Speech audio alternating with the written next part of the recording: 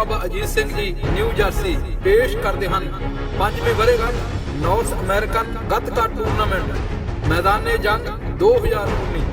ਜੋ ਕਿ ਸਮੂਹ ਪ੍ਰਾਪਤਨ ਸੂਰਵੀਰ ਮਾਤਾਵਾਂ ਅਤੇ ਬੀਬੀਆਂ ਨੂੰ ਸਮਰਪਿਤ ਹੋਵੇਗਾ, ਜਿਸ ਦੇ ਵਿੱਚ $10,000 ਤੋਂ ਵੱਧ ਕੈਸ਼ ਇਨਾਮ ਤੇ ਪ੍ਰਾਈਜ਼ ਵੰਡੇ ਜਾਣਗੇ। ਇਹ ਮੁਕਾਬਲਾ 14 ਜੁਲਾਈ ਦਿਨ ਐਤਵਾਰ Gurdwara Sikh cultural society Richmond Hill New York ਵਿਖੇ ਹੋਏਗਾ। ਪੂਰੇ ਅਮਰੀਕਾ ਅਤੇ ਕੈਨੇਡਾ ਦੇ ਵੱਖ-ਵੱਖ ਸ਼ਹਿਰਾਂ ਤੋਂ ਖਿਡਾਰੀ ਪਹੁੰਚ ਰਹੇ ਹਨ। ਮੁਕਾਬਲੇ ਵਿੱਚ ਭਾਗ ਲੈਣ ਵਾਲੇ ਖਿਡਾਰੀਆਂ ਨੂੰ theyoung.org ਤੇ ਆਨਲਾਈਨ ਰਜਿਸਟ੍ਰੇਸ਼ਨ ਕਰਨੀ ਲਾਜ਼ਮੀ ਹੈ। ਰਜਿਸਟ੍ਰੇਸ਼ਨ ਡੈਡਲਾਈਨ 30 ਜੂਨ ਦੀ ਹੈ। ਸਰਬੱਤ ਸੰਗਤਾਂ ਦੇ ਚਰਨਾਂ ਵਿੱਚ ਬੇਨਤੀ ਹੈ ਕਿ ਗੱਤਕੇ ਮੁਕਾਬਲੇ ਵਿੱਚ ਪਹੁੰਚ ਕੇ ਵੱਧ ਚੜ੍ਹ ਕੇ ਹਾਜ਼ਰੀ ਭਰੋ ਅਤੇ ਖਿਡਾਰੀਆਂ ਦੇ ਜ਼ੋਰ ਵੇਖੋ ਜੀ। ਵਾਹਿਗੁਰੂ ਜੀ ਕਾ ਖਾਲਸਾ, ਵਾਹਿਗੁਰੂ ਜੀ ਕੀ ਫਤਿਹ।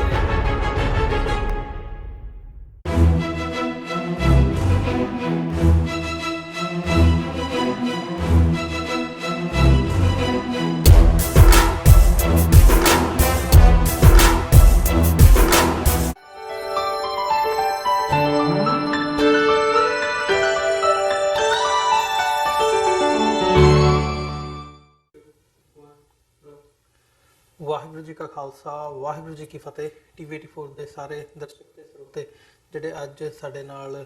ਦੁਨੀਆ ਭਰ ਦੇ ਵਿੱਚੋਂ ਤੇ ਖਾਸ ਤੌਰ ਤੇ ਨਾਰਥ ਅਮਰੀਕਾ ਦੇ ਵਿੱਚੋਂ ਜੁੜੇ ਹੋਏ ਆ, ਉਹਨਾਂ ਸਾਰਿਆਂ ਦਾ ਮੈਂ ਅਮਰਵੀਰ ਸਿੰਘ ਅੱਜ ਸੱਚੋ ਸੱਚ ਪ੍ਰੋਗਰਾਮ ਦੇ ਵਿੱਚ ਤਹਿ ਦਿਲੋਂ ਸਵਾਗਤ ਕਰਦਾ। ਵਿਊਅਰਸ, ਅੱਜ ਅਸੀਂ ਜਿਹੜਾ ਸੱਚੋ ਸੱਚ ਪ੍ਰੋਗਰਾਮ ਹੈ ਕੁਝ ਕਾਰਨਾਂ ਕਰਕੇ ਅਸੀਂ ਟਰੈਵਲ ਕਰ ਰਹੇ ਹਾਂ, ਇੱਧਰ ਵਾਸ਼ਿੰਗਟਨ DC ਦੇ ਵਿੱਚ ਆਏ ਹੋਏ ਹਾਂ। ਸੋ ਜਿੱਥੇ ਡਾਕਟਰ ਸਾਹਿਬ ਦੇ ਨਾਲ ਇਹ ਜਿਹੜਾ ਡਿਸਕਸ਼ਨ ਹੈ, ਇਹ ਜਿਹੜੀ ਗੱਲਬਾਤ ਹੈ ਸੱਚੋ ਸੱਚ ਪ੍ਰੋਗਰਾਮ ਦੇ ਵਿੱਚ ਬੀਬੀ ਨੀਲਮ ਕੌਰ ਜੀ ਕਰਦੇ ਹੁੰਦੇ ਆ। ਸੋ ਆਉਣ ਵਾਲੇ ਕੁਝ ਜਿਹੜੇ ਦਿਨ ਨੇ ਉਹਨਾਂ ਦੀ ਥਾਂ ਤੇ ਇਹ ਜਿਹੜੀ ਸੇਵਾ ਹੈ ਉਹ ਡਿਊਟੀ ਮੇਰੀ ਲੱਗੀ ਹੈ। ਸੋ ਮੈਂ ਆਉਣ ਵਾਲੇ ਦਿਨਾਂ ਦੇ ਵਿੱਚ ਜਿਹੜਾ ਇਹ ਸੱਚੋ ਸੱਚ ਪ੍ਰੋਗਰਾਮ ਦੇ ਵਿੱਚ ਤੁਹਾਡੇ ਨਾਲ ਜਿਹੜੀ ਸਾਂਝ ਪਾਇਆ ਕਰਾਂਗੇ ਡਾਕਟਰ ਅਮਰਜੀਤ ਸਿੰਘ ਹੋਰਾਂ ਦੇ ਨਾਲ। ਸੋ ਜਿਹੜੀ ਅੱਜ ਦੀ ਇਹ ਡਿਸਕਸ਼ਨ ਹੈ ਖਾਸ ਤੌਰ ਤੇ ਜਿਹੜੇ ਕਰੰਟ ਇਵੈਂਟਸ ਹੈਗੇ ਆ, ਕਰੰਟ ਜਿਹੜੀਆਂ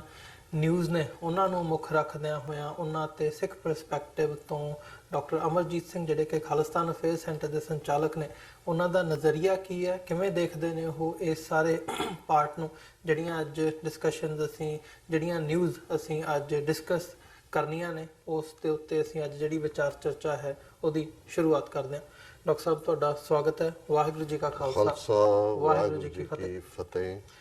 ਡਾਕਟਰ ਸਾਹਿਬ, ਕਿਵੇਂ ਦਾ ਮਹਿਸੂਸ ਹੋ ਰਿਹਾ ਸਟੂਡੀਓ ਤੋਂ ਬਾਹਰ ਨਿਕਲ ਕੇ? ਪਹਿਲਾਂ ਲਾਈਟਰ ਵੇਨ 'ਚ ਸ਼ੋਅ ਦੀ ਸ਼ੁਰੂਆਤ ਕਰ ਲਈਏ ਡਿਫਰੈਂਟ ਸਟੂਡੀਓ ਦੇ ਵਿੱਚ ਆ ਕੇ। ਦੇਖੋ, ਸਾਡੇ ਲਈ ਤਾਂ ਸੱਚ ਨਿਊਯਾਰਕ 'ਚ ਵੀ ਉਹੀ ਹੈ, ਵਾਸ਼ਿੰਗਟਨ 'ਚ ਵੀ ਉਹੀ ਹੈ। ਸੋ ਉਸ ਸੱਚ ਦੇ ਐਕਸਿਸ ਤੇ ਤਾਂ ਦੁਆਲੇ ਘੁੰਮਣੇ। ਸੋ ਜ਼ਾਹਰ ਹੈ ਕਿ ਜਿਹੜੀ ਚੇਂਜ ਸੈਟਿੰਗ ਹੁੰਦੀ ਹੈ, ਜਿਹਨੂੰ ਕਹਿੰਦੇ ਨੇ ਕਿ it's a little bit change and some change is always better than just monotony। ਜੀ ਕਈ ਵਾਰ ਜਦੋਂ ਇੱਕ ਸਾਰਤਾ ਟੁੱਟਦੀ ਹੈ ਉਸ ਚੇਂਜ 'ਚੋਂ ਵੀ ਤੁਹਾਨੂੰ ਸਕੂਨ ਮਹਿਸੂਸ ਹੁੰਦਾ ਹੈ।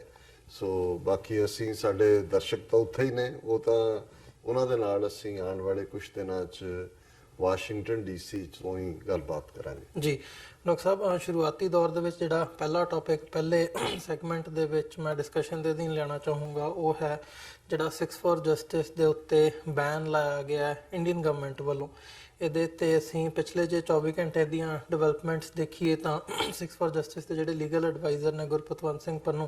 ਉਹਨਾਂ ਵੱਲੋਂ ਆਪਣਾ ਇੱਕ ਬਿਆਨ ਵੀ ਦਾਗਿਆ ਗਿਆ ਜਿਹੜਾ ਰਿਸਪੌਂਸ ਦੇ ਵਿੱਚ ਸੀ ਕਿ ਜਿਹੜਾ ਬੈਨ ਇੰਡੀਆ ਵੱਲੋਂ 6 ਫॉर ਜਸਟਿਸ ਤੇ ਇੰਡੀਆ ਦੇ ਵਿੱਚ ਲਾਇਆ ਗਿਆ। ਤੇ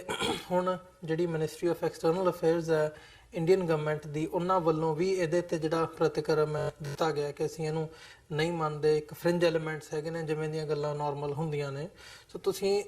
ਜਦੋਂ ਅਸੀਂ ਜੇ ਇਸ ਐਂਗਲ ਤੋਂ ਇਹਨੂੰ ਦੇਖਣਾ ਹੋਵੇ ਵੀ 6 ਫॉर ਜਸਟਿਸ ਹੈ, ਉਹਨਾਂ ਦੀ ਪਹਿਲਾਂ ਵੀ ਕੋਈ ਉੱਥੇ ਕੋਈ ਬਹੁਤੀ ਐਕਟੀਵਿਟੀ ਇੰਡੀਆ ਦੇ ਵਿੱਚ ਜਾਂ ਅਦਰਵਾਈਜ਼ ਨਹੀਂ ਸੀ, ਨਾ ਕੋਈ ਉਹਨਾਂ ਦਾ ਮਤਲਬ ਉਹਨਾਂ ਦੇ ਕਿਹੜੇ ਉੱਥੇ ਝੰਡੇ ਝੂਲਦੇ ਸੀ, ਪਰ ਬੈਨ ਲਾਉਣ ਦਾ ਜਿਹੜਾ ਮੋਟਿਵ ਹੈ ਉਹਨੂੰ ਤੁਸੀਂ ਕਿਵੇਂ ਦੇਖਦੇ ਹੋ? ਬੈਨ ਲਾਉਣ ਦਾ ਮਕਸਦ ਜਿਹੜਾ ਹੈ ਇੰਡੀਅਨ ਗਵਰਨਮੈਂਟ ਵੱਲੋਂ ਬੈਨ ਲਾਉਣ ਦਾ, ਉਹਦੇ ਬਿਹਾਈਂਡ ਕੀ ਨਜ਼ਰ ਆਉਂਦਾ? ਦੇਖੋ, ਜਦੋਂ ਮੋਦੀ ਸਰਕਾਰ 5 ਸਾਲ ਪਹਿਲਾਂ ਬਣੀ,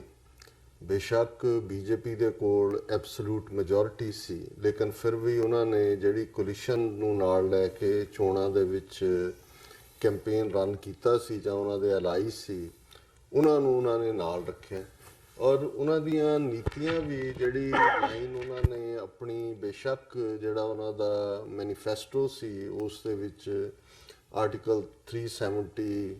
35A, uniform civil code, triple ਤਲਾਕ ਨੂੰ ਖਤਮ ਕਰਨਾ, ਔਰ ਗੈਰ ਜਿਹੜੇ ਨੇ ਇੰਡੀਅਨ ਜਿਨ੍ਹਾਂ ਨੂੰ ਬੰਗਲਾਦੇਸ਼ੀ ਕਹਿ ਕੇ, ਬੇਸ਼ੱਕ ਉਹਨਾਂ ਚੋਂ ਮਿਲੀਅਨਸ ਐਂਡ ਮਿਲੀਅਨਸ ਜਿਹੜੇ ਨੇ ਉਹ ਕਈ ਪੁਸ਼ਤਾਂ ਤੋਂ ਉੱਥੇ ਰਹਿ ਰਹੇ ਨੇ, ਉਹਨਾਂ ਨੂੰ ਬਾਹਰ ਕੱਢਣਾ,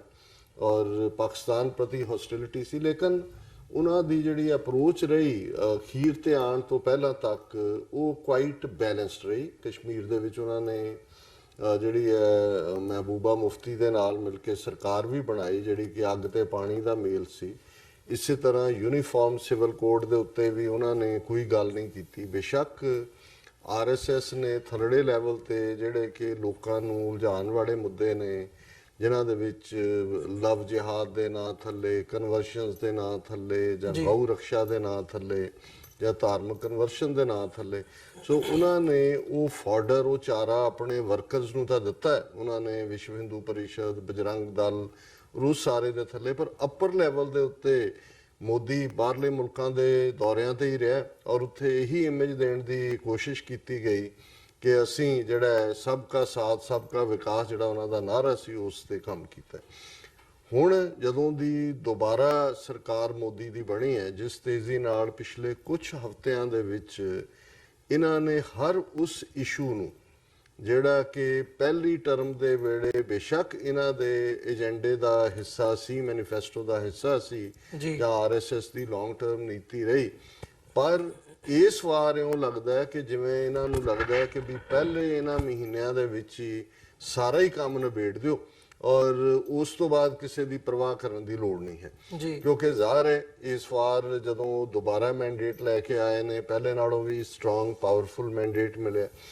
ਔਰ ਉਹਦਾ ਅਸੀਂ ਨਤੀਜਾ ਦੇਖ ਰਹੇ ਹਾਂ ਕਿ ਪਹਿਲੀ ਟਰਮ ਦੇ ਵੇਲੇ ਉਹਨਾਂ ਨੇ ਬੇਸ਼ੱਕ ਭਾਰਤ ਦੇ ਮੁਸਲਮਾਨਾਂ ਨੂੰ ਟਾਰਗੇਟ ਕੀਤਾ, ਉਹਨਾਂ ਦੇ ਉੱਤੇ ਅਨਪੈਟਰੀਓਟਿਕ ਔਰ ਦੂਸਰੇ ਕਰਕੇ, ਲੇਕਿਨ ਬਾਈ ਐਂਡ ਲਾਰਜ ਸਿੱਖਾਂ ਨੂੰ ਅਨਟੱਚਡ ਰਹਿਣ ਦਿੱਤਾ ਸੀ। ਥੋੜੇ ਲੈਵਲ ਤੇ ਕੰਮ ਹੁੰਦੇ ਰਹੇ, ਲੇਕਿਨ ਬਾਦਲ ਦੇ ਨਾਲ ਕਿਉਂਕਿ ਸਾਂਝ ਹੈ, ਉਹਨਾਂ ਨੂੰ ਐਮਬੈਰਸ ਵੀ ਨਹੀਂ ਸੀ ਕਰਨਾ ਚਾਹੁੰਦੇ। ਪੰਜਾਬ ਦੇ ਵਿੱਚ ਪਹਿਲੀ ਟਰਮ ਵੇਲੇ ਬਾਦਲ ਦੀ ਸਰਕਾਰ ਹੀ ਸੀ, ਹੁਣ ਅਮਰਿੰਦਰ ਦੀ ਹੈ। ਹੁਣ ਜਿਹੜਾ ਅਸੀਂ ਇਹਨਾਂ ਸਾਰੇ ਇਸ਼ੂਜ਼ ਦੇ ਉੱਤੇ ਚੇਂਜ ਦੇਖ ਰਹੇ ਹਾਂ, ਉਹ ਤਾਂ ਇਹ ਹੈ ਕਿ ਅਮਰਿੰਦਰ ਜਦੋਂ ਕਿ ਉਹਦੀ ਦੁਬਾਰਾ ਸਰਕਾਰ ਬਣੀ, ਉਹ ਮੋਰ ਲਾਇਲ ਦੈਨ ਦਾ ਕਿੰਗ ਵਾਲਾ ਬਿਹੇਵ ਕਰ ਰਿਹਾ। ਜ਼ਾਹਰ ਹੈ ਕਿ ਉਹ ਹਿੰਦੂਤਵਾ ਦਾ ਸ਼ੋ ਬॉय ਨਹੀਂ, ਕੁਝ ਮਾਮਲਿਆਂ 'ਚ ਤਾਂ ਇਉਂ ਲੱਗਦਾ ਹੈ ਕਿ ਉਹ ਹਿੰਦੂ ਤਵੀਆਂ ਨੂੰ ਪਿੱਛੇ ਛੱਡਦਾ ਜਾ ਰਿਹਾ। ਹੁਣ ਭਾਰਤ ਦੇ ਆਲਮੋਸਟ 21-22 ਸੂਬਿਆਂ 'ਚ BJP ਦੀ ਸਰਕਾਰ ਹੈ, ਲੇਕਿਨ ਪਹਿਲਾ ਚੀਫ ਮਿਨਿਸਟਰ ਇਹ ਅਮਰਿੰਦਰ ਬਣਿਆ ਜਿਹਨੇ 2 ਦਿਨ ਪਹਿਲਾਂ ਐਲਾਨ ਕੀਤਾ ਹੈ ਕਿ ਜੀ ਅਸੀਂ ਦੇਸ਼ ਭਗਤੀ ਦੀ ਜਿਹੜੀ ਭਾਵਨਾ ਹੈ ਉਹ ਲੋਕਾਂ 'ਚ ਭਰਨ ਦੇ ਲਈ ਬਾਰਡਰ ਜ਼ਿਲ੍ਹੇ ਜਿਹੜੇ ਪੰਜਾਬ ਦੇ ਨੇ ਉੱਥੇ NCC ਜਿਹੜਾ ਉਹਨੂੰ ਅਸੀਂ ਲਾਜ਼ਮੀ ਕਰ ਰਹੇ ਹਾਂ। ਸੋ ਜ਼ਾਹਰ ਹੈ ਕਿ ਵੀ ਇਹ ਉਹ ਪ੍ਰਭਾਵ ਦੇਣ ਦੀ ਕੋਸ਼ਿਸ਼ ਹੈ। ਹੁਣ ਬਾਰਡਰ ਜ਼ਿਲ੍ਹੇ ਪਾਕਿਸਤਾਨ ਦੇ ਨਾਲ ਲੱਗਦੇ ਨੇ। ਪੈਟਰੀਓਟਿਜ਼ਮ ਦੀ ਗੱਲ ਦਾ ਕੀ ਮਤਲਬ ਹੈ? ਮਤਲਬ ਹੈ ਕਿ ਪਾਕਿਸਤਾਨ ਦੇ ਖਿਲਾਫ ਨਫ਼ਰਤ ਔਰ ਸਿੱਖਾਂ ਦੇ ਵਿੱਚ ਇੱਕ ਇਹ ਭਾਵਨਾ। ਔਰ ਇਸੇ ਤਰ੍ਹਾਂ ਜੇ ਅਸੀਂ ਕੁੱਲ ਮਿਲਾ ਕੇ ਅਮਰਿੰਦਰ ਦੀਆਂ ਦੂਸਰੀਆਂ ਨੀਤੀਆਂ ਵੀ ਦੇਖੀਏ ਤਾਂ ਮੈਨੂੰ ਇਹ ਲੱਗਦਾ ਹੈ ਕਿ ਵੀ ਮੋਦੀ ਸਰਕਾਰ ਦਾ ਬਹੁਤ ਸਾਰਾ ਕੰਮ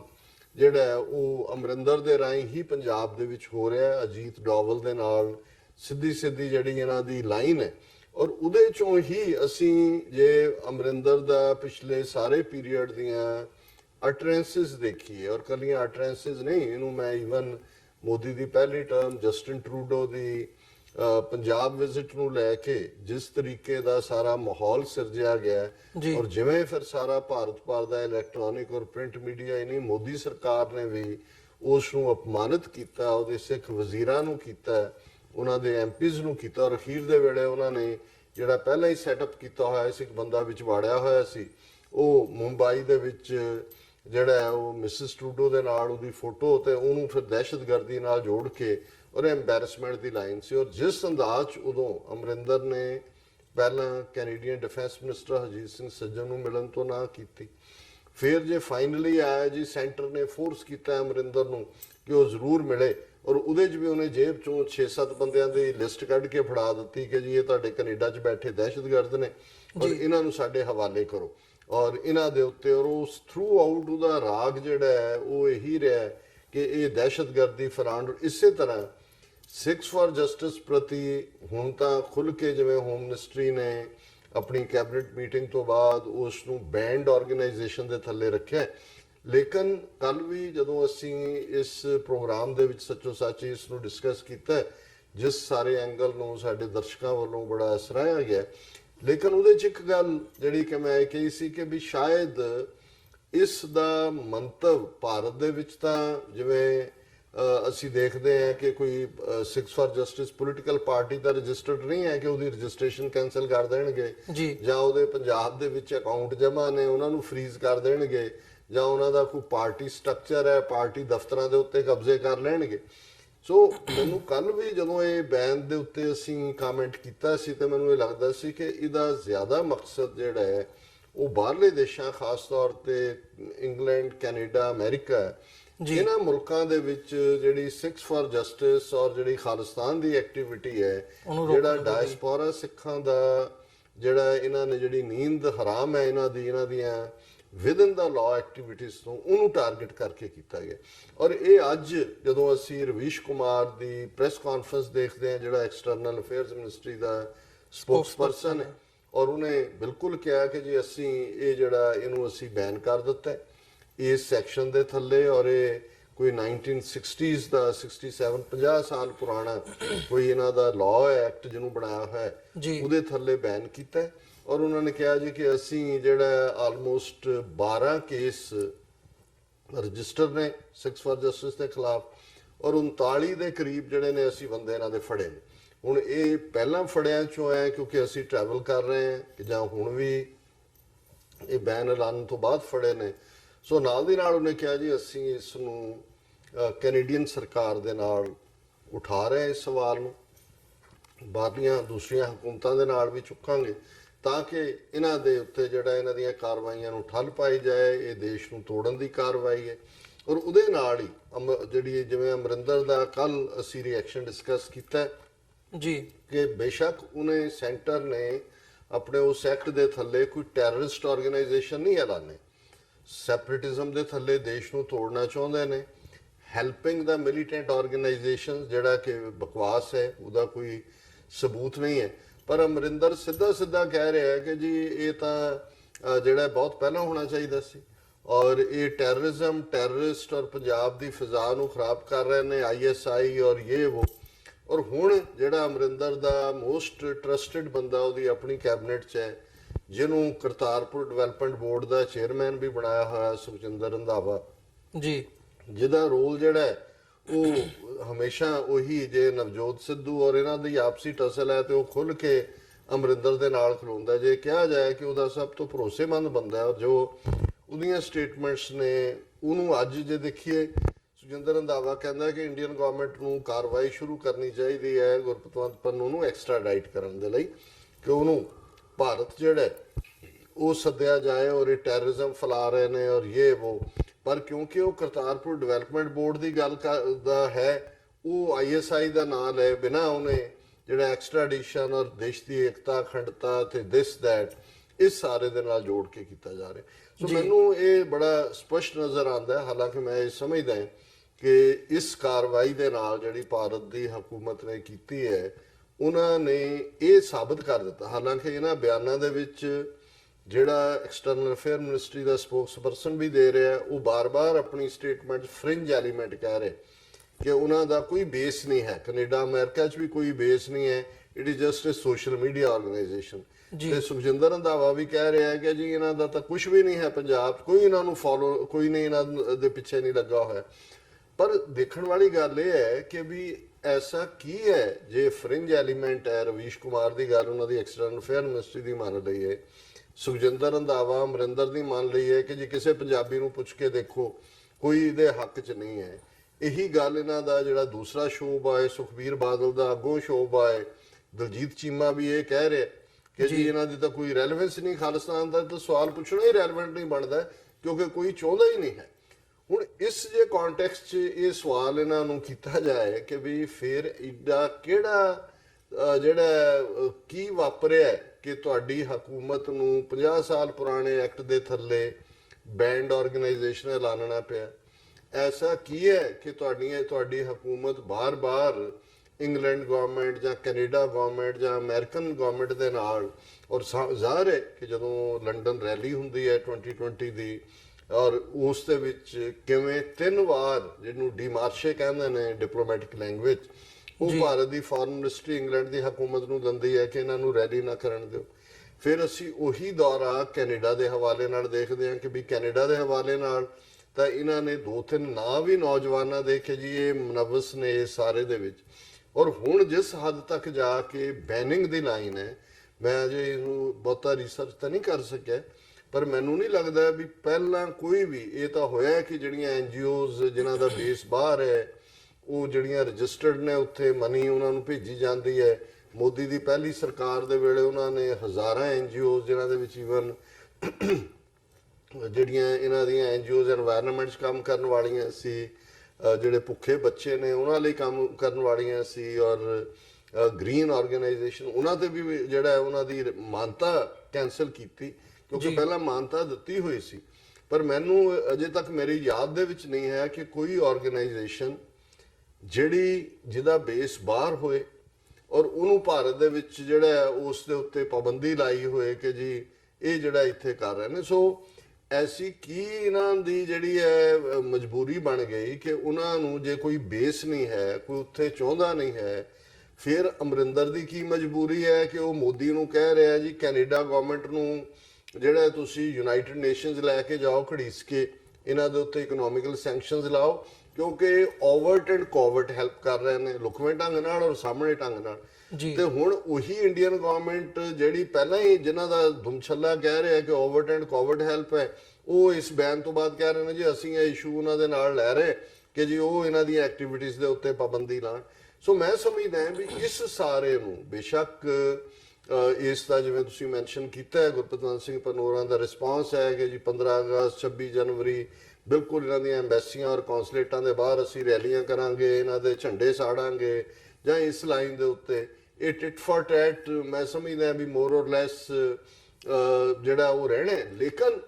ਜੇ ਤੁਸੀਂ ਥੋੜੀ ਜਿਹੀ ਡੂੰਘਾਈ ਦੇ ਨਾਲ ਦੇਖੋ ਕਿ ਹਕੂਮਤ, ਉਹਨਾਂ ਦੀਆਂ ਇੰਟੈਲੀਜੈਂਸ ਏਜੰਸੀਆਂ ਇਸ ਗੱਲ ਨੂੰ ਚੰਗੀ ਤਰ੍ਹਾਂ ਸਮਝਦੀਆਂ ਨੇ ਕਿ 30 ਮਿਲੀਅਨ ਸਿੱਖ ਨੇਸ਼ਨ, ਜਿਨ੍ਹਾਂ 'ਚ ਖਾਸ ਤੌਰ ਤੇ 5 ਮਿਲੀਅਨ ਸਿੱਖ ਡਾਇਸਪੋਰਾ ਇਸ ਵੇਲੇ ਇਸ ਖਾਲਿਸਤਾਨ ਦੀ ਗੱਲ ਦਾ ਸਿਰਫ ਝੰਡਾ ਬਰਦਾਰ ਹੀ ਨਹੀਂ, ਉਹ ਪੇਸ਼ਕਦਮੀ ਕਰ ਰਿਹਾ ਕਿਉਂਕਿ ਰੈਫਰੈਂਡਮ 2020 ਇੱਕ ਟਾਰਗੇਟਡ ਲਾਈਨ ਹੈ, ਨਾਨ ਬਾਈਂਡਿੰਗ।